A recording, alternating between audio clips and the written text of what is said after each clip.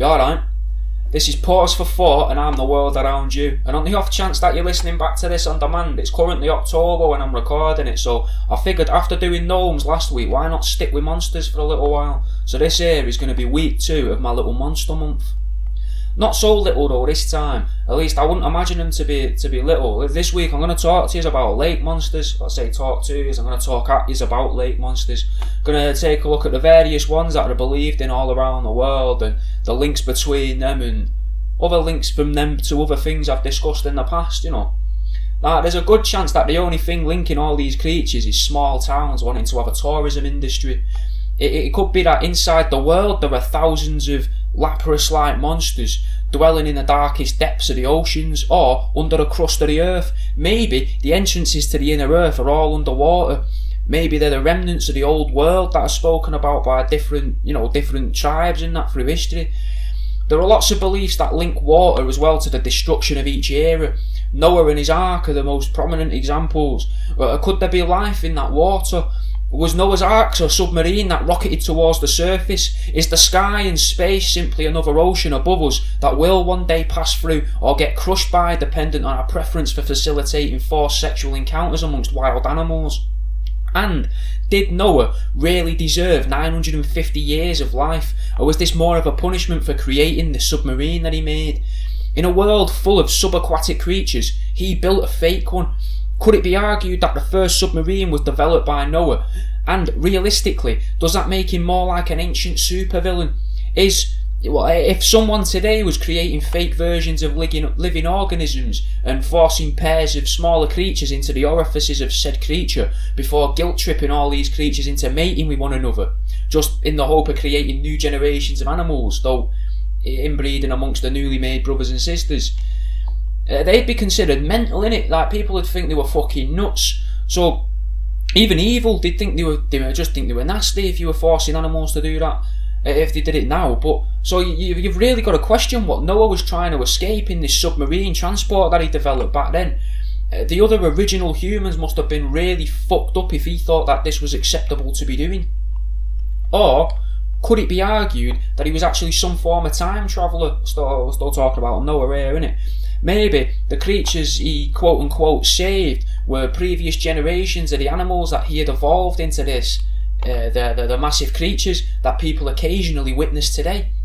Or are the lake monsters the guardians, bred especially by Noah? Or possibly were they jettisoned by Noah and his family in order to get that extra bit of speed, putting that bit of extra distance between Noah and his enemies, not to mention the equivalent of a dinosaur smashing through the pursuer's windscreens?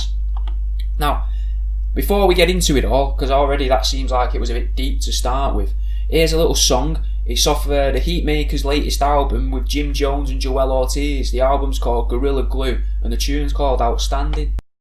Hi, I'm Jack from the world around you. I can sell you mouse testicles. A lovely pair of mouse balls for only £5. That's $6.35ish if you're living over in the States. Just head over to worldaroundyou.com to get yours.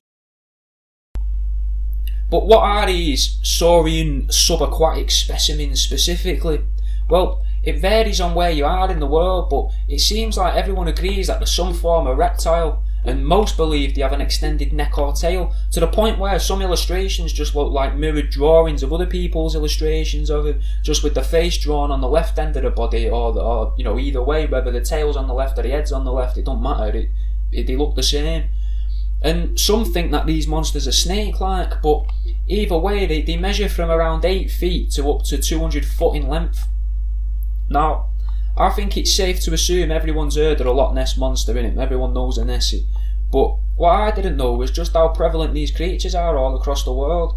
There's American ones, Canadian ones, European, and least surprisingly as well, there's Japanese monsters. There doesn't seem to be many tales of monster attacks as such, not like there are of like possessions and alien abductions. But something that is weird is that there are multiple stories of UFO sightings around a lot of these bodies of water that these creatures allegedly reside in. Shooting through the sky, lurking above the water, even counts of ghosts and paranormal activity around the bodies of water. Now I was wondering if there was some reason for all these stories.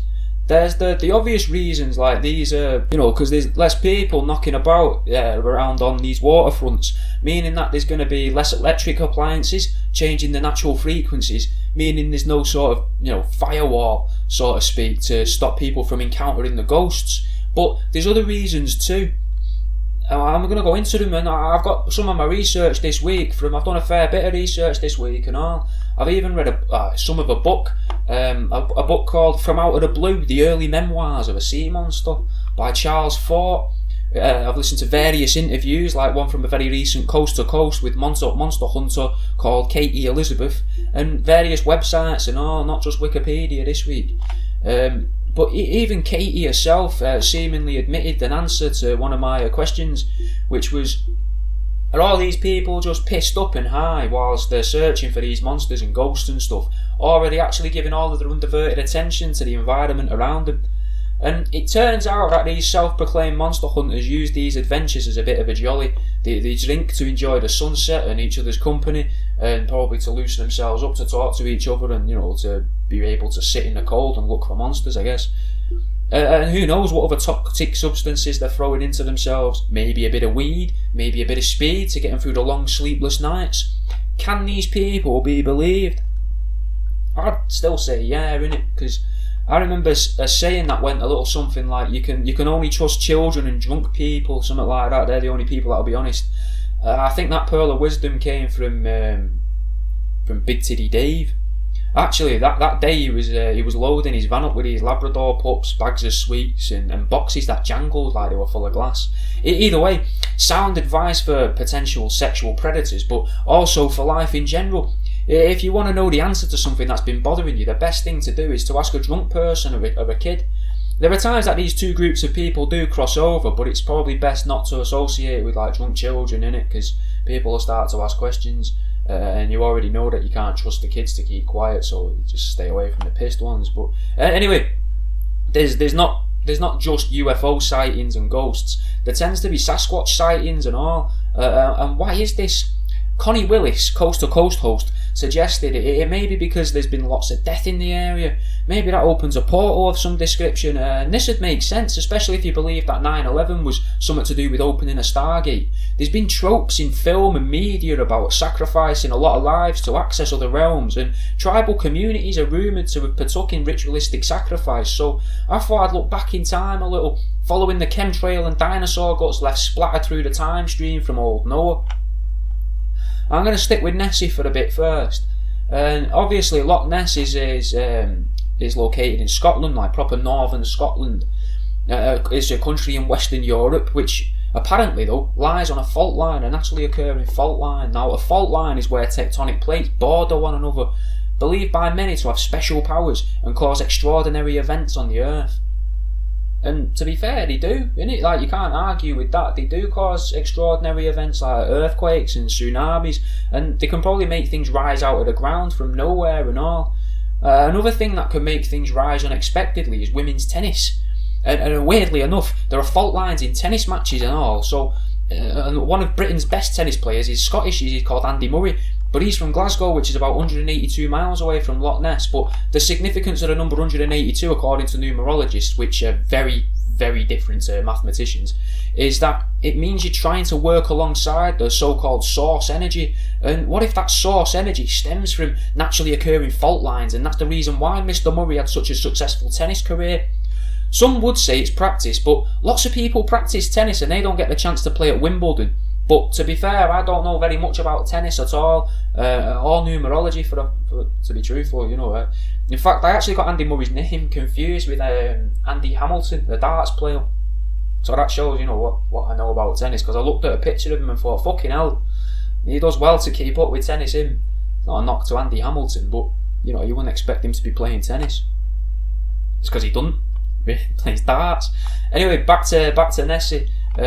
Something I know a little bit more about, the loch it calls its home, has been something's home at least for about 4,000 years, and probably longer than that and all. About 4,000 years ago there was a clan, or at least a group of people that are now referred to as the Picts. A group of people that warred tirelessly with the neighbouring words, Each would travel into each other's lands to try and perform the equivalent of a modern day tagging, like graffiti artists. That's actually where the name comes from. The Picts would leave images on boulders, whereas the words would unsurprisingly write messages on stones, which would then be lost to erosion and time. And until today, right at this moment, eradicating the words from history entirely. The Picts believed themselves, though, to be descendants of a goddess called Brigid, who Irish Celts also at the same time believed in and referred to as Bridget, which is weird because there's a fair bit of distance between Ireland and northern Scotland, but maybe there used to be a naturally formed path that disappeared to the seas because of tectonic plate shifts. Unfortunately, though, I can't be 100% sure about how they both were of the same goddess. But as far as goddesses go, she was a busy lady, innit? Busy bird, She was looked to for medicine, arts and crafts, cattle and other livestock like sheep and chickens, you're not idiots, you know what livestock are. Poetry, smithing, sacred wells, and the start of spring. But in Scotland, she had an extra job, an extra role that she was looked to for, and she was the goddess of serpents as well in Scotland, which seems weird that they'd had that in, almost like they knew something about Nessie even back then, 4,000 years ago. After the Christians came and pillaged the locals, raped the kids and farm animals, and killed off all the men in the area and otherwise spread Christianity to the northern tips of Scotland, they started to propagate the rumours that Brigid was a triple deity, a lot like the Catholic God, like the Catholic God with a capital G, because they think there's only one of them, which is weird.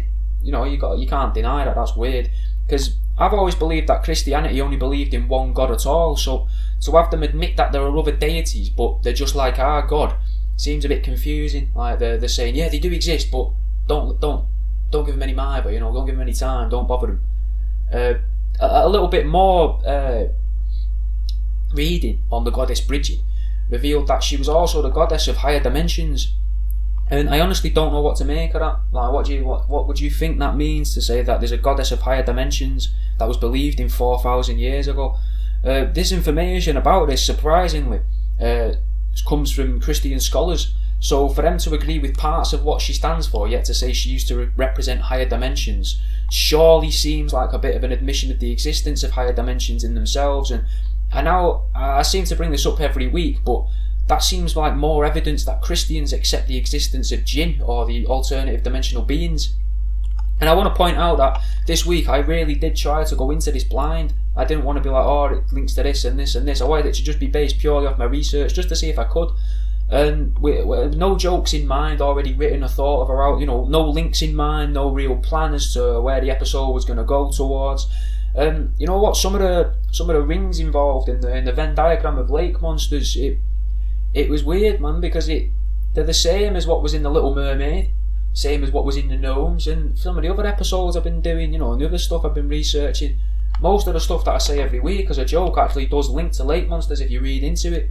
And there is something else that I say every week. This is Pause for Thought. I'm the world around you, and you're listening to Threshold FM. Jay Matthews with a song called Monster. Now, getting back into Nessie and that, either Nessie has the powers of an electron and can be everywhere and nowhere simultaneously, or they've got an underwater network of lizards that they may be working alongside. And I don't mean that the reptilian humanoid overlords that many people believe in. I mean actual Plesiosaurus, Plesiosaurs, I don't know how to say it, but it's an actual type of dinosaur supposedly. Aquatic reptiles dating back to millions of years, and unlike the reptilian overlords who cause us nothing but distress and suck our emotions out of our spines, these plesiosaurs could be called plesiosaurs because they seem to be able to pop up in neglected areas and just inject money into the area. Soft toys, posters, movies, TV shows, fucking monster hunting tours, and booming tourism industries. They just make them appear, these dinosaurs, and all because of a few tribal tall tales. Like I said earlier, they're in Japan, America and Canada, so you'd think that they'd have different names, something incomprehensible, when written in Arabic letters from Japanese kanji. Maybe something that's easily marketable in America, and something friendly yet slightly Frenchish from the Canadian waters. But you'd be wrong. At least about the Japanese monsters, you fucking bigots, you fucking don't think classes being a bit racist at all, but you'd be bigoted to think, oh, you know, the Japanese will make some monster with a weird name. Now, if anyone knows how to make money out of monsters, it is the Japanese. You got Godzilla, Pokemon, Digimon, Yu-Gi-Oh, the Kaiju in like Pacific Rim and the comic books and stuff, and probably billions of others. There's at least 1,000 if you just add all the Pokemon and Digimon together. The Japanese variants of the lake monsters have names like Ishi and Kushi, which are fitting names, innit, for the Kuzi and Ezi. But there are fucking loads of these lake monsters. Considering there's no evidence according to mainstream scientists other than the countless first-hand reports and accounts of their existence. You would have been right though if you'd thought that the Americans would find a way to market their lake monsters. And weirdly, you'd also be right about the Canadian ideas and all, with them sounding somewhat French.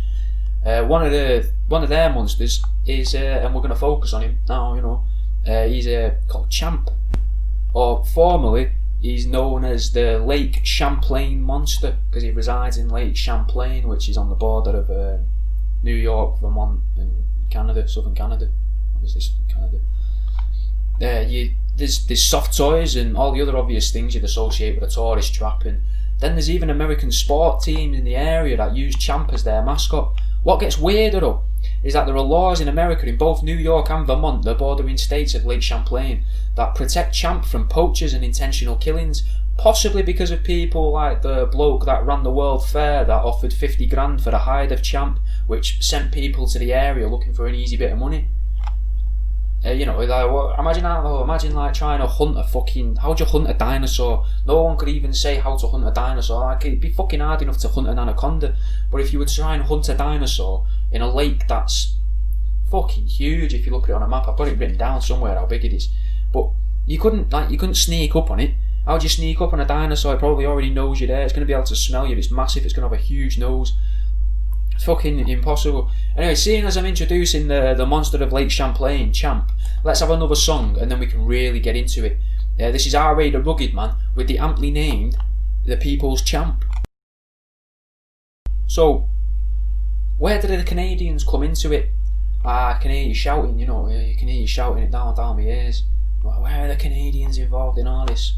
And as I said, Lake Champlain backs onto Canada, and Lake Champlain has its modern name because of a French explorer called Samuel de Champlain. But I'm probably butchering that name in it because I'm mank and I can't really pronounce things. But this isn't going to be a geography lesson. This is a cryptozoological lesson.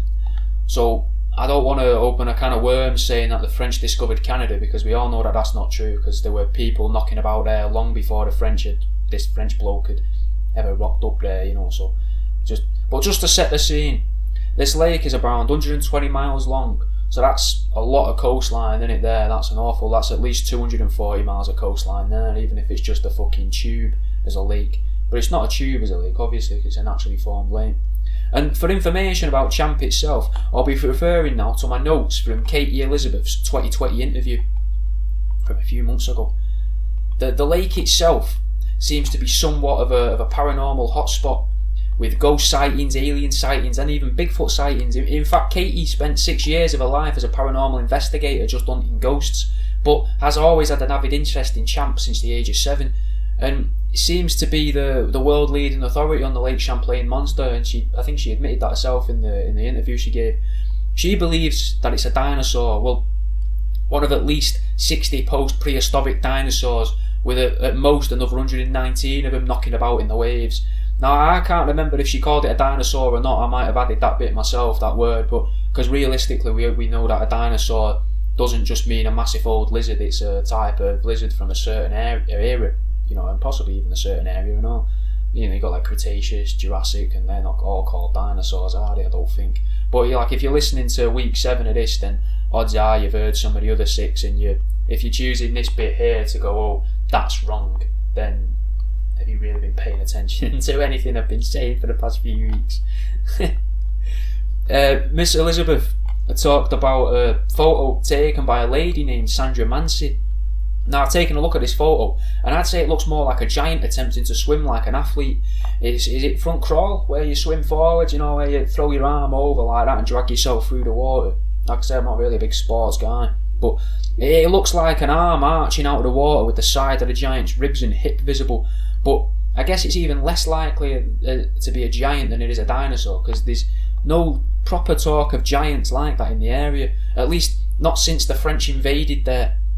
There was actually talk of a giant living on a central island at a lake. So could the lake monster actually just be a disfigured giant man, or a giant man that likes to dress up in fancy dress and swim around in a river? Many say that Champ's face resembles a horse, so maybe it's more likely that Champ is actually two giants in fancy dress.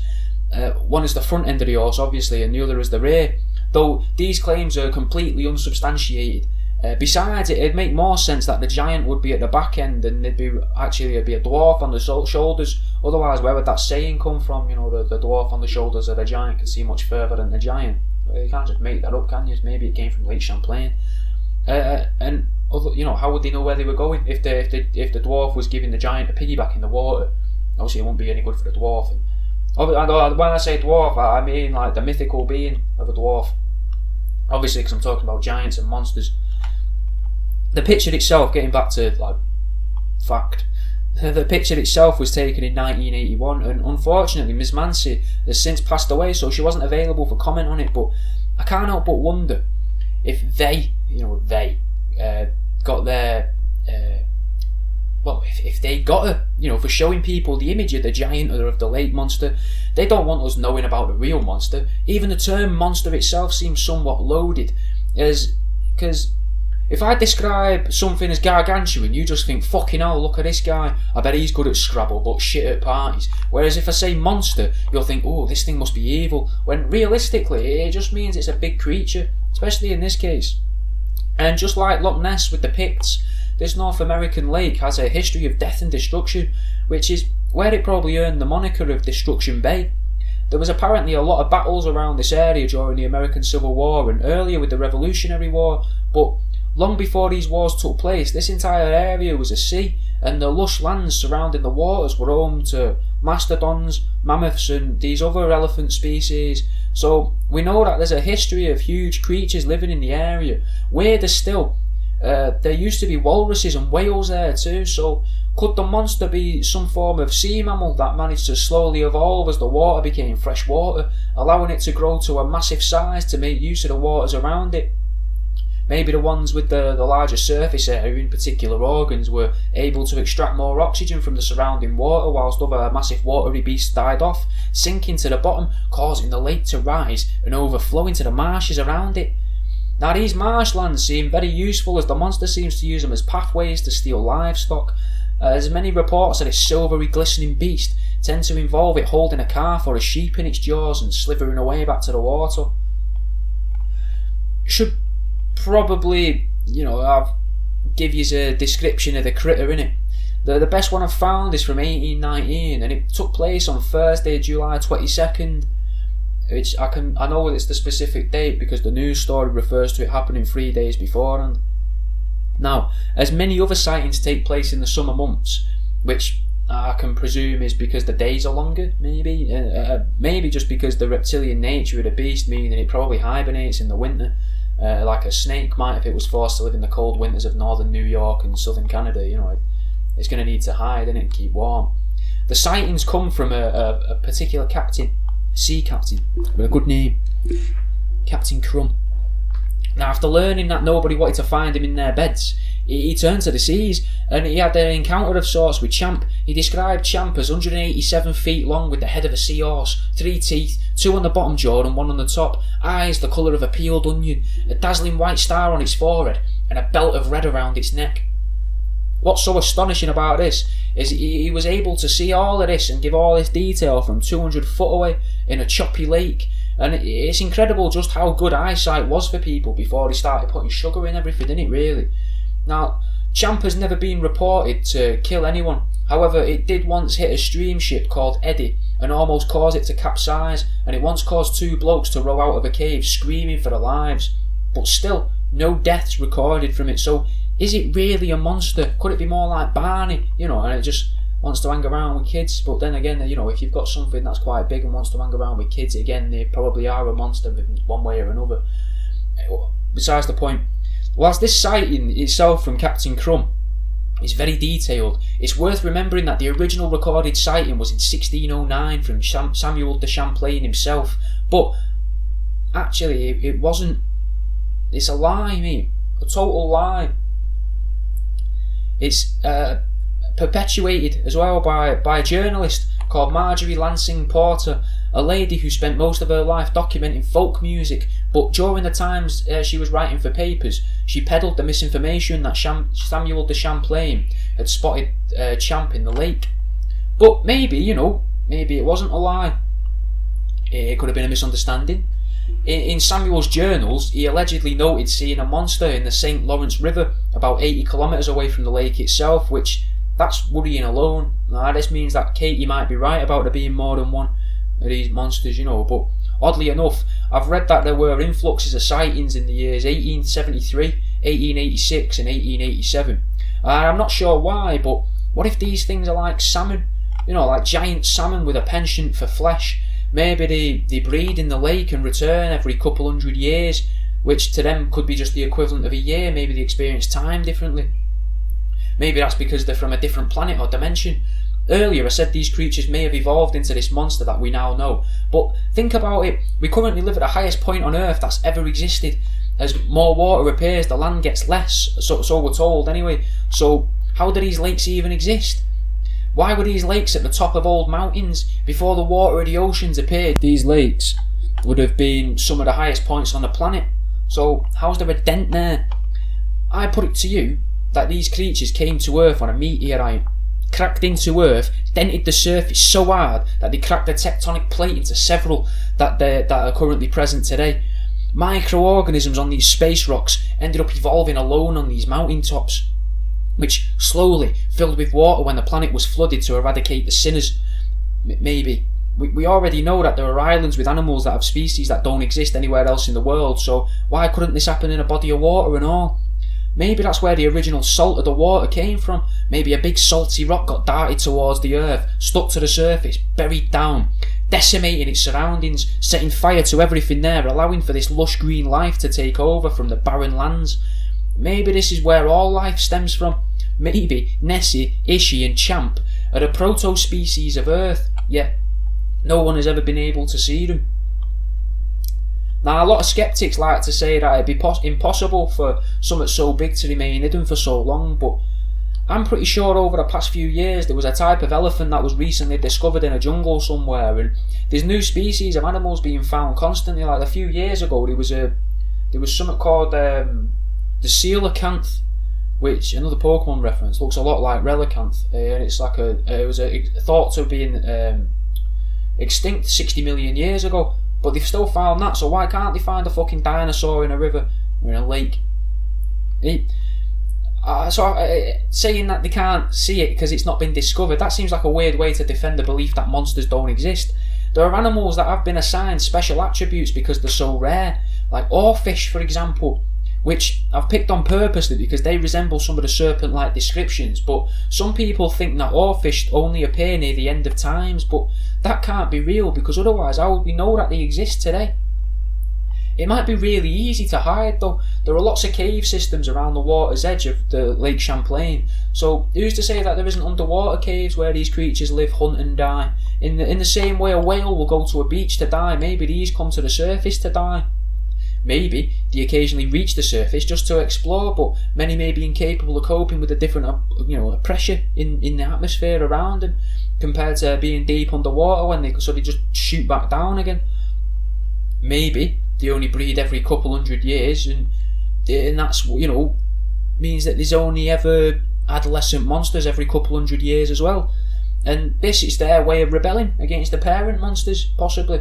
Katie does believe that they are ectothermic, so the idea of them hibernating or at least sleeping amongst the mud with the alligator turtles isn't out of the question, so that could explain why they're not seen regularly. I was hoping some nutter may have claimed to have fucked the monster, but unfortunately there was nothing that stood out, though I did find a pet name. So there's a pet name for these monsters.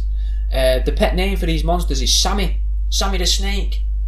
Now, Sammy, a serpent creature called Sammy, trying to just like in Phoenix Nights, mate, does this mean that Peter Kay is a truther? Or is he trying to get us all to ridicule the monsters of the deep by comparing it to a massive inflatable dick?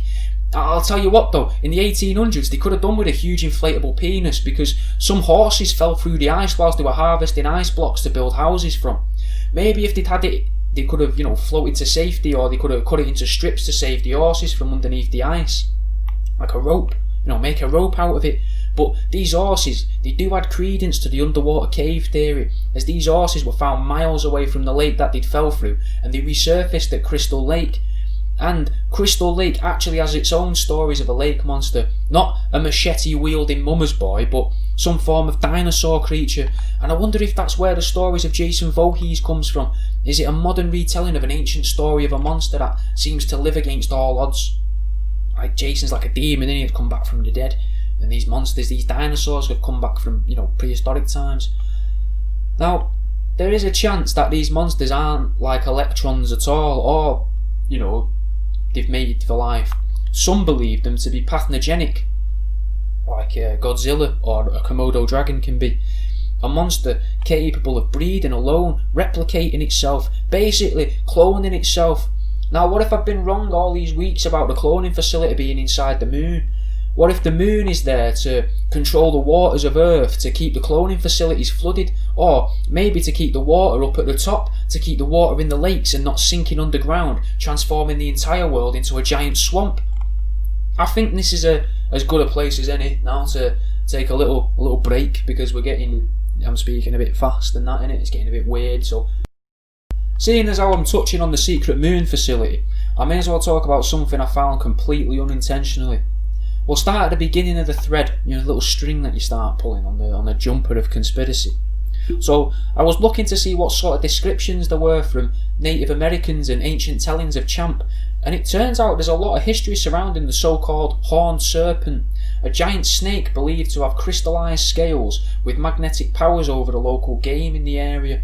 So maybe, perhaps the moon, it's got a magnetic pull on it, we know that, so perhaps that magnetic pull is actually there to counter the magnetic pull of the horned serpent.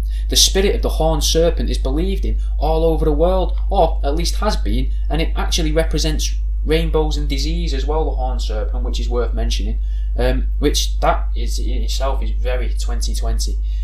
Rainbows all over the place, innit, 2020 for the NHS and whatever else. And there's a virus in the air, so the horned serpent is fucking loving it this year. But it gets weirder.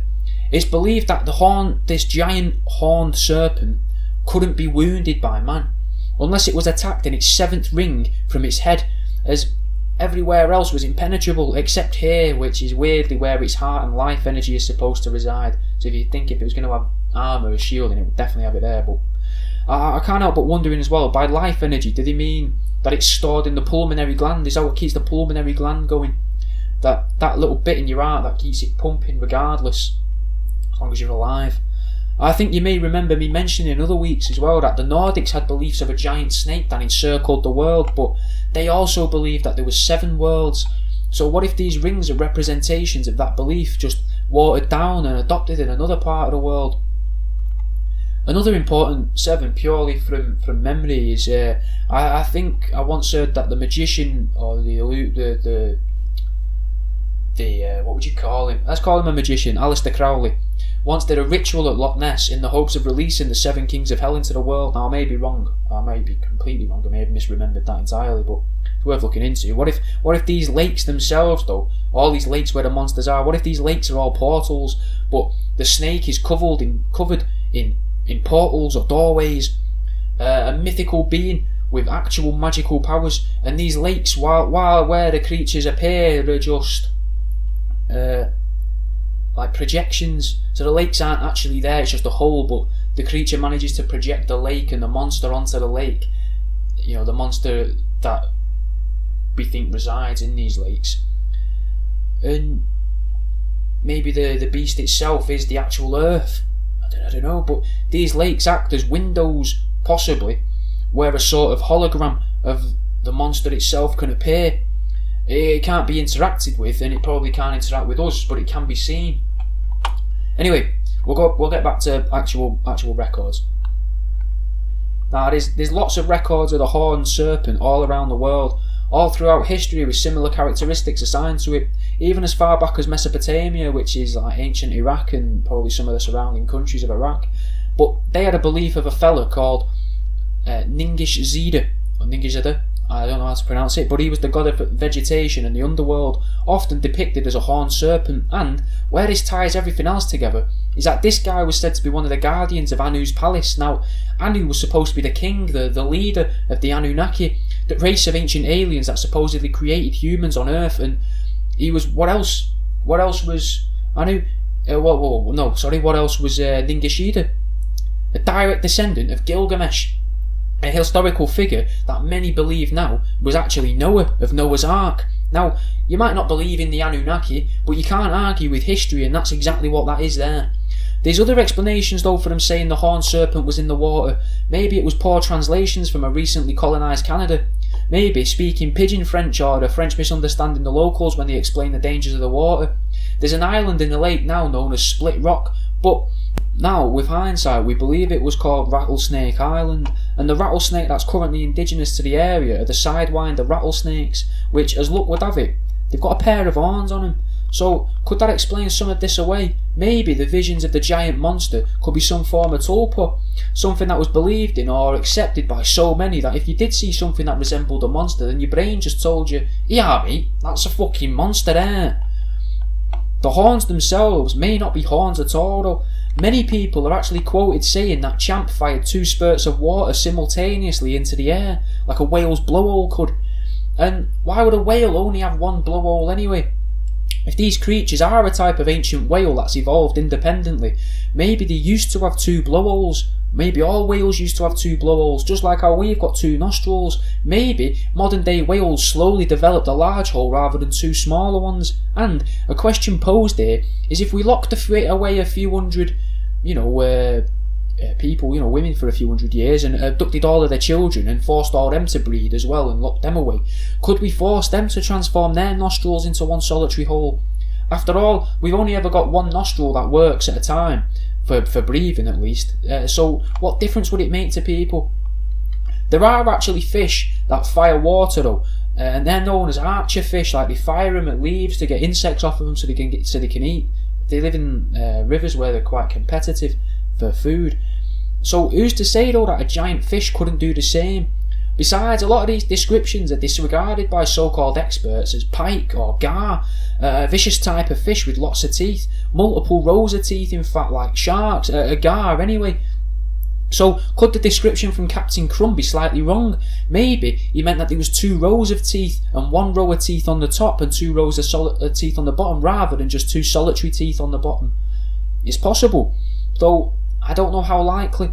I've looked into gar as well, and they don't grow to 187 feet in length, but they can survive in very little water, and some types even can breathe air itself, the alligator gar specifically. So it's not too much to believe that one could slither its way around a marshland.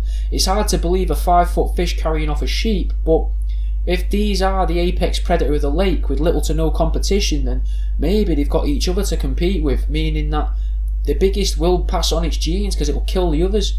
You give these thousands of years to fuck each other, and there's no real reason why they couldn't become giants of the lake. And I think, guys, that's it. I think that's it for this week. I'm not here to tell you what to think. I just want to teach you stuff. I'm the world around you, and this was Pause for 4 on Fresh Old FM. And I don't know how much of this song you're going to hear, because at the end we only tend to get half a song out, don't we? But here's a bit of papoose. This is called Kick Back. I'll see you in a bit.